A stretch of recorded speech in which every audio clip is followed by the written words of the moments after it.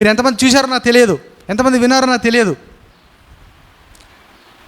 ఒకసారి వింటే అర్థం కాలేదు అనుకోండి, అర్థమయ్యేదాకా వినండి.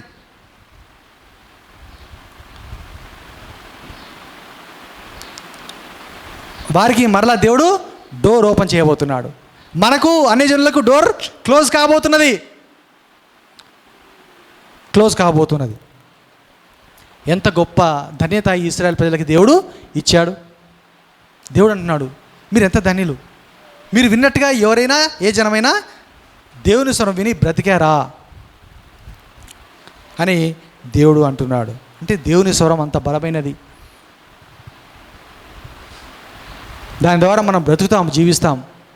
అయినప్పటికీ అనేక మంది ప్రజలకి నేను దేవుని స్వరం వినాలి, దేవునితో మాట్లాడాలి, దేవుడు నాతో మాట్లాడే ఆశ ప్రజలలో ఉండడం మనకు కనబడడం లేదు. ఇప్పుడు స్వయంగా ఇశ్రాయేలు ప్రజలే దేవుడు అన్నాడు అలాగూ. ఇప్పుడు ప్రజలు అనుభవించి చూశారు. వారు అరే నిజంగా మేము ఎంతో ప్రత్యేకమైన ప్రజలము, నిజంగా దేవుని స్వరం విని మేము బ్రతికి ఉన్నామనే గ్రహింపు వారు చెప్పడం మనం చూస్తాము. అదే 5వ అధ్యాయంలో ద్వితీయోపదేశకాండము 26వ వచనంలో మరలా వీళ్ళు చెప్తున్నారు, మా వలె సమస్త శరీరంలో మరి ఎవడు సజీవుడైన దేవుని స్వరము అగ్ని మధ్య నుండి పలుకుట విని బ్రతికెను. దేవుడు చెప్పాడు ఈ మాట. ఇప్పుడు వీరు ఒప్పుకుంటున్నారు, అవును ప్రభువా, మాలాగా ఎవరు దేవుని స్వరం విని బ్రతికారు, సజీవులుగా ఉన్నారు. ఎవరు దేవుని స్వరాన్ని, నీ స్వరాన్ని ఎవరు ఇప్పటి వరకు వినలేదే. అన్ని జనాంగములలో ఏ దేవత కానీ, దేవుడని పిలువబడుతున్న వారు ఎవరే కానీ ఎప్పుడూ దేవుని యొక్క స్వరం వినలేదు. కోర్స్ ఇప్పుడు మనము అనేక మత గ్రంథాలు ఉన్నాయి, మన దేశంలో అనేక గ్రంథములు ఉన్నాయి. బైబిల్ రాయబడ్డకు ముందే వారికి గ్రంథాలు ఉన్నాయని వారు చెబుతున్నారు. ఇవన్నీ ఉన్నాయి, కానీ ఆ గ్రంథాల్లో దేవుడు తన సంకల్పాన్ని, చిత్తాన్ని పెట్టాడు. ప్రజలు గ్రహించలేకపోతున్నారు. ఋషులు కొంతమంది మాత్రం కొంత మట్టుకు దాన్ని తెలుసుకున్నారు. అనేక మంది సంపూర్ణంగా, పరిపూర్ణంగా తెలుసుకోలేకపోయారు. ఇంతవరకు బైబిల్ గ్రంథం మాత్రమే స్పష్టముగా, క్లియర్గా మిగతా ఏ గ్రంథాల్లో రాయబడినా సరే ఆ యొక్క సారాంశమునే కానీ, దాని నెరవేర్పునే కానీ, దాని అసలైన అర్థాన్నే కానీ బైబిల్ గ్రంథమే స్పష్టంగా, పూర్ణముగా వివరించి మనకు అందించినట్టుగా మనం గ్రహిస్తాము. దేవునికి స్తోత్రం చెల్లిస్తాం. హల్లెలూయా. బైబిల్ గ్రంథమే అన్నిటికంటే స్పష్టముగా, క్లియర్గా రక్షకుని గురించి, ఆయన చిత్తమును గురించి, సృష్టిని గురించి, ఆయన రాకడ గురించి, పాప క్షమాపణ గురించి, భవిష్యత్తును గురించి, నిత్య జీవనం గురించి, అన్నింటిని గురించి స్పష్టంగా తెలియపరచడం మనము చూస్తున్నాము. యోహాను సువార్త 5వ అధ్యాయము 25వ వచనాన్ని మనం చదువుకుందాం. మృతులు దేవుని కుమారుని శబ్దము విను గడియ వచ్చుచున్నది, ఇప్పుడే వచ్చి ఉన్నది, దానిని వినువారు జీవింతురని మీతో నిశ్చయముగా చెప్పుచున్నాను. గట్టిగా దేవునికి స్తోత్రం చెల్లిద్దాం. హల్లెలూయా, హల్లెలూయా. ఇది ఏమిటి? బ్రతికి ఉన్నప్పుడు మనం దేవుని స్వరం వినుట అది అయిపోయింది, చెప్పుకున్నాం, అయిపోయింది. ఇదేమిటి? చనిపోయిన వారితో దేవుడు మాట్లాడుట. బ్రతికున్న వారితో దేవుడు మాట్లాడుతున్నాడు, ప్రజలు వింటున్నారు. కానీ చనిపోయిన వారితో కూడా దేవుడు మాట్లాడతాడంట. చనిపోయిన వారు కూడా దేవుని యొక్క స్వరాన్ని వింటారంట. చనిపోయిన వారు దేవుని స్వరం వింటే వారికి ఏమవుతుందంట? వారు బ్రతుకుతారట. హల్లెలూయా. వారు జీవిస్తారట, వారు మరలా లేస్తారట. ఇది దేని గురించి ప్రభు సూచిస్తూ చెప్తున్నటువంటి మాట? పునరుద్ధానాన్ని గురించి ప్రభు సూచిస్తూ చెప్తున్నటువంటి మాట. హల్లెలూయా. మనం క్రీస్తు నుండి ఉండి మృతులం అయిపోయామనుకోండి, చనిపోయామనుకోండి, దేవుని స్వరము, దేవుడు మాట్లాడినప్పుడు, దేవుని శబ్దము వినబడినప్పుడు, కడబూర శబ్దము వినబడినప్పుడు, చనిపోయిన స్థితిలో మనం ఏం చేస్తామంట? ఆయనకి స్వరం విని లేస్తాము. హల్లెలూయా. ఎంతమంది కావాలి ఈ స్వరం? ఎంతమంది వినాలని ఆశ కలిగి ఉన్నారు ఈ స్వరం? చనిపోయిన స్థితిలో ఆ బూర, దేవుడు తన బూర ద్వారా, కడబూర, మృతులు లేపడానికి ఉపయోగించబడే బూర కడబూర, చివరి బూర. ఆ స్వరం ఎంతమందికి వినాలని ఆశపడుతున్నారు? ఆ స్వరం వినకపోతే అంతే, అక్కడే ఉండాల్సిందే. మొదటి పునరుద్ధానంలో పాలు పొందకపోతే ఎవరి పరిస్థితి అయినా సరే అంతటితో క్లోజ్.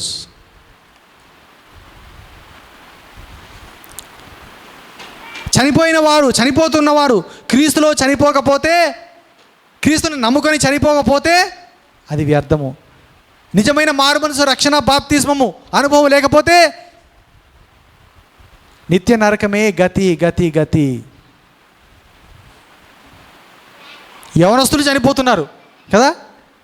ముందు ఏమనుకున్నారు, ఓన్లీ ఏమైనా రోగములుండి, బలహీనతలుండి, షుగర్, బీపీ, ఇంకా హార్ట్ ఫెయిలియర్, ఇంకా అట్లాంటివి ఉండి ఏజ్ ఉన్న వాళ్ళు మాత్రమే చనిపోతున్నారని చెప్పారు.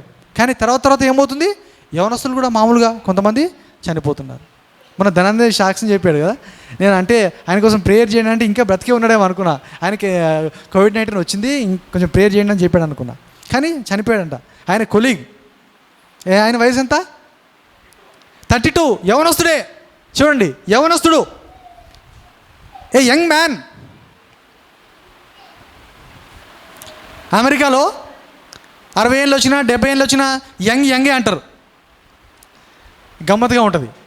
ఆశ, ఇంకా అనేక సంవత్సరాలు బ్రతుకుతారనేటువంటి ఆశ. అలాంటి ప్రజలే ఇంత టెక్నాలజీ ఉండి, అంత మెడిసిన్లో అడ్వాన్స్మెంట్ ఉండి, రోజు కొన్ని వందల హాస్పిటల్ల మరి పేషెంట్స్కి సంబంధించినటువంటి రిపోర్ట్స్ మేము తయారు చేస్తాం. నాకు తెలుసు అక్కడ ఎలాంటి హాస్పిటల్స్ ఉంటాయి, ఎలా ట్రీట్మెంట్ చేస్తారు, ఎంత అడ్వాన్స్మెంట్ ఉందో నాకు తెలుసు. అలాంటి స్థలంలోనే 1000 మంది చనిపోతున్నారు.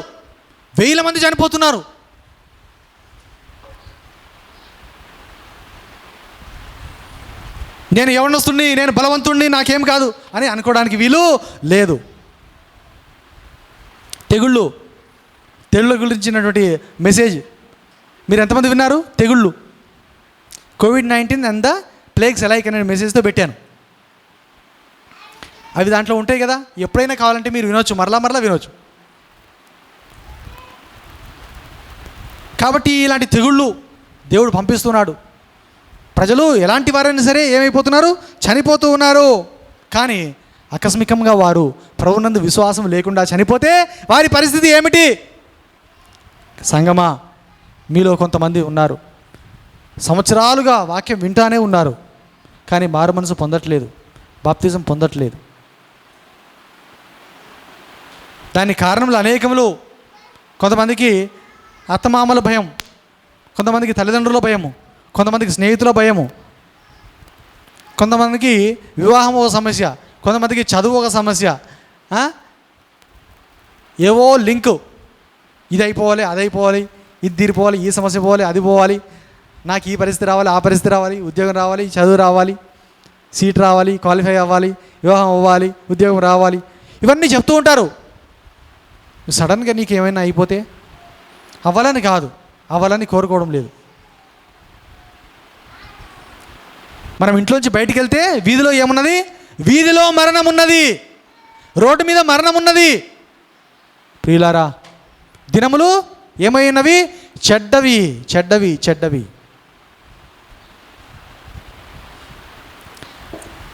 మొన్న ఈ మధ్యనే ప్రసంగి గ్రంథం చదివాను. దాంట్లో ఒక మాట ఉంది, మనకు తెలుసు కదా. లాస్ట్ అధ్యాయంలో, చివరి అధ్యాయంలో ఏమున్నది? రాబోనదంతా కూడా చీకటే. 11వ అధ్యాయం 8వ వచనం, ఒకడు చాలా సంవత్సరములు బ్రతికిన ఎడల చీకటి గల దినములు అనేకములు వచ్చునని ఎరిగి ఉండి తాను బ్రతుకు దినములన్నీ సంతోషముగా ఉండవలెను, రాబోనదంతయు వ్యర్థము. దేవునికి స్తోత్రం చెల్లిద్దాం. హల్లెలూయా. ఏమిటంట? రాబోనదంతా కూడా వ్యర్థమే. ఒకడు చాలా సంవత్సరములు బ్రతికిన ఎడల చీకటి గల దినములు అనేకములు వచ్చును. మంచి దినాలు వస్తాయని అనుకోవద్దు. పైగా నేటి దినములు దుర్దినములు, అంత్య దినములు, చివరి దినములు, భయంకరమైన దినములు. ఎప్పుడైనా ఎలాంటి యుద్ధమైనా జరిగే పరిస్థితి, ఎలాంటి తెగులైనా వచ్చి పడే పరిస్థితి, ఎలాంటి నాశనమైనా వచ్చే పరిస్థితి, బహు భయంకరమైన చెడ చీకటి దినములలో మనం ఉంటున్నాము. నిశ్చింతగా ఉండవలసినటువంటి దినములు కావు, అజాగ్రత్తగా ఉండవలసిన దినములు ఇవి కావు. కనుక మనము చనిపోయినప్పటికీ క్రీస్తులో మనం ఉంటే ఆ ప్రభు యొక్క స్వరాన్ని ఏం చేస్తాం? మనము వింటాము. ఆ మృతులైన వారు ప్రభు స్వరం విని లేస్తారు, రేపపాటులో మార్పు చెందుతారు, ప్రభు దగ్గరికి తీసుకొని పోబడతారు. దేవునికి స్తోత్రం. హల్లెలూయా, హల్లెలూయా. అయితే 29వ వచనం చూద్దాం. అక్కడ యోహాను 5:29, మేలు చేసిన వారు జీవ పునరుద్ధానమునకు, కీడు చేసిన వారు తీర్పు పునరుద్ధానమునకు బయటికి వస్తారు అనే మాట చెప్తున్నాడు. ఆదికాండం 3వ అధ్యాయం 10వ వచనం. దేవుడిని యెహోవా ఆదామును పిలిచి, నీవు ఎక్కడున్నావు? అందుకు అతడు, నేను తోటలో నీ స్వరము వినినప్పుడు దిగంబరినిగా నుంటిని గనుక భయపడి దాగుకొంటినెను. విన్నారా అందరూ? సర్వజనిస్టర్ ఏముంది అక్కడ? ఆదాము ఏం చేశాడు? దేవుని స్వరము విన్నప్పుడు ఆదాము ఏమి చేశాడు? దాక్కున్నాడు. ఎందుకు ఆదాము దాక్కున్నాడు? Because he was naked. అతడు దిగంబరుడు గనుక దాక్కున్నాడు. అంతకుముందు he was still naked but he did not know that he was naked. అంతకుముందు అతడు దిగంబరుడే, కానీ అతనికి తెలియదు తాను దిగంబరుడుగా ఉన్నానన్న సంగతి అతనికి తెలియదు, హవ్వకు తెలియదు. So they were enjoying the presence of God. దేవుని సన్నిధిని వారు అనుభవిస్తున్నారు, సంతోషిస్తున్నారు, దేవునితో సంభాషిస్తున్నారు. They were spending time with God every day. ప్రతిదినం దేవుడు వచ్చి వారితో సహవాసం చేస్తున్నాడు. God was spending time with his own creation, his own children. ఆదాము హవ్వలు. దేవుని యొక్క కోరిక ఏమిటి? మీరు బైబిల్ బాగా చదివితే కనుక మీరు ఇర్మియా గ్రంథము, యెహెజ్కేలు గ్రంథము, ప్రకటన గ్రంథంలో దేవుని చిత్తం మనకు చెప్తాడు. ఏమిటి? దేవుడు ఆదాము హవ్వలను మనందరినీ కూడా చేసింది ఎందుకు? ఎందుకు చేశాడు? అమ్మా సిస్టర్స్, బ్రదర్స్ చెప్పండి, ఎందుకు చేశాడు? Why are we created? Because God wanted to have fellowship with us. మనతో కలిసి జీవించాలని దేవుడు కోరుకున్నాడు. హల్లెలూయా. దేవుడు నరులతో కలిసి ఉండాలని కోరుకున్నాడు. దేవుని యొక్క వాంఛ, ఆశ అది. ఆ ఆశ ఆ యుగ అంతంలో ఏమిటి? అప్పుడు నెరవేరబోతున్నది. అంతా అయిపోయిన తర్వాత, చరిత్ర ఎంత అయిపోయిన తర్వాత ఆయన ఇష్టానుసారంగా ఎవరైతే నడుచుకున్నారో బిడ్డలు, వారితో కలిసి ఆయన ఇక యుగయుగములు జీవించబోతున్నాడు. ఆ దేవుని యొక్క ఆశకి, కోరికకు, తలంపుకు, ఉద్దేశమునకు ఎవరు ఆటంకం కలగజేశారు? సాతానుడు, దుష్టుడు,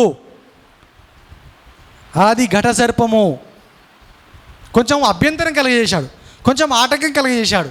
కానీ పూర్తిగా దేవుని నుండి తన ప్రజలని దూరము చేయలేడు. హల్లెలూయా. చేయడు. ఎందుకంటే we know what the future is, we know what is going to happen, we know what the end is going to be. ఏం జరగబోతుందో మనకు తెలుసు. వాడు కొంతమందిని లాక్కున్నాడు, కొంతమందిని తీసుకొని పోతున్నాడు. అంటే చాలామందినే తీసుకొని పోతున్నాడు. దేవునికి ఇది ఇష్టం లేదు, దేవునికి ఇది బాధ కలిగిస్తుంది. అయినప్పటికీ దేవుడు తాను చేయగలిగింది చేశాడు. తన ప్రాణం పెట్టేశాడు. స్వయంగా తన కుమారుని పంపించేశాడు. He did what he could do. He did the best for us. కానీ మనం కూడా స్పందించాలి కదా. మనం చేయగలరు బాబు అంటే నేను చేయి ఆపాను, మీరు కూడా చేయగలపాలి కదా. చేయగలిగితేనే ఒక బాండ్ ఏర్పడుతుంది, ఒక ఫెలోషిప్ ఏర్పడుతుంది. దేవుడు చేయి చాపుతున్నాడు. ప్రజలు ఎవరైతే చాపుతున్నారో, ఎవరైతే చేయగలుగుతున్నారో వారు ఏమైపోతున్నారు?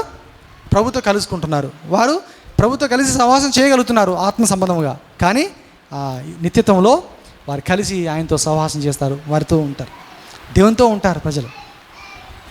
ఈ సాతాను కొంతమందిని తీసుకొని పోయాడు, చాలామందినే తీసుకొని పోతున్నాడు. అవును, ప్రభు మార్గం ఇరుకు మార్గం మనకు తెలుసు. కొద్దిమంది మాత్రమే ఆయనతో ఉంటారు. Majority people will go to hell. Majority will go to hell. అనేక మంది సైతాను సంబంధాలు అయి ఉన్నారు. వీరిని మొట్టమొదటి స్త్రీ పురుషులనే, ఆదాము అవ్వలనే వాడు పడగొట్టేశాడు. ఎంత విచారకరం. అంతకుముందు ప్రభు స్వరం వినటతోడనే వీరు ఎంతో సంతోషంగా ఉన్నారు, ఆనందంగా ఉన్నారు. ఎప్పుడు దేవుడు మాట్లాడతాడా అని ఎదురు చూస్తూ ఉన్నారు. కానీ ఎప్పుడైతే వారు తప్పు చేశామని తెలుసుకున్నారో, దేవుని ఆజ్ఞ ఉల్లంఘించామని తెలుసుకున్నారో, భయపడిపోయారు. దిగంబరులమని తెలుసుకున్నారు, పాపము చేశామని తెలుసుకున్నారు, దేవునికి దూరం అయిపోయామని తెలుసుకున్నారు, ఆత్మీయ సంబంధంగా చచ్చిపోయామని తెలుసుకున్నారు. మా మరణం ఇక ప్రారంభం అయిపోయింది అని వారు తెలుసుకున్నారు, గ్రహించారు. అందుకే యెహోవా స్వరం విని దేవుడైన యెహోవా ఎదుటికి రాకుండా తోట చెట్ల మధ్యను దాగుకొనుగా.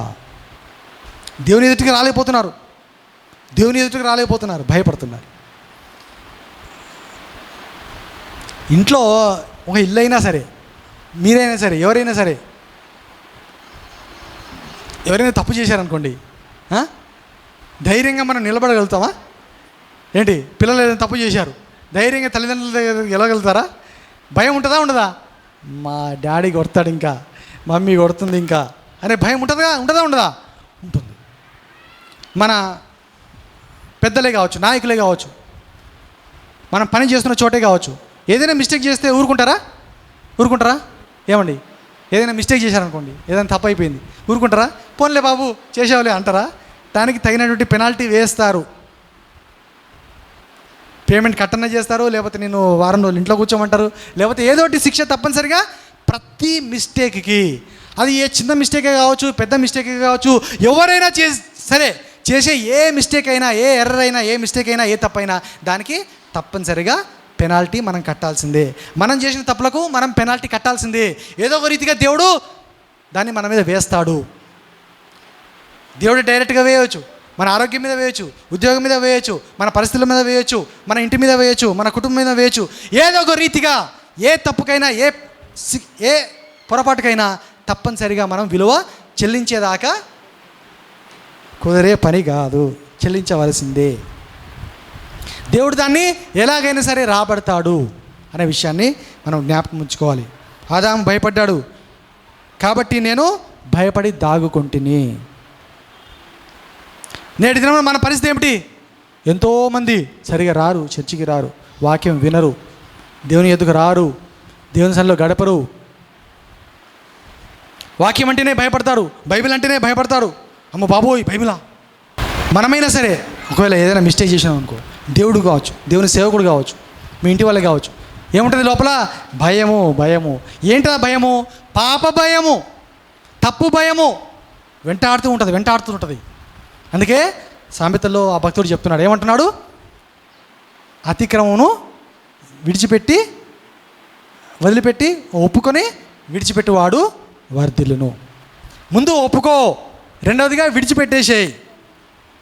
అప్పుడు యు ఆర్ ఫ్రీ, నీవు స్వతంత్రుడవు, నీకు ఫ్రీడమ్ వచ్చేసింది, నీకు స్వాతంత్ర్యం వచ్చినట్టు, నీవు ధైర్యంగా నిలబడగలవు, ఎక్కడికైనా వెళ్ళగలవు, ఎవరినైనా యూ కెన్ ఫేస్ ఎనీబడి.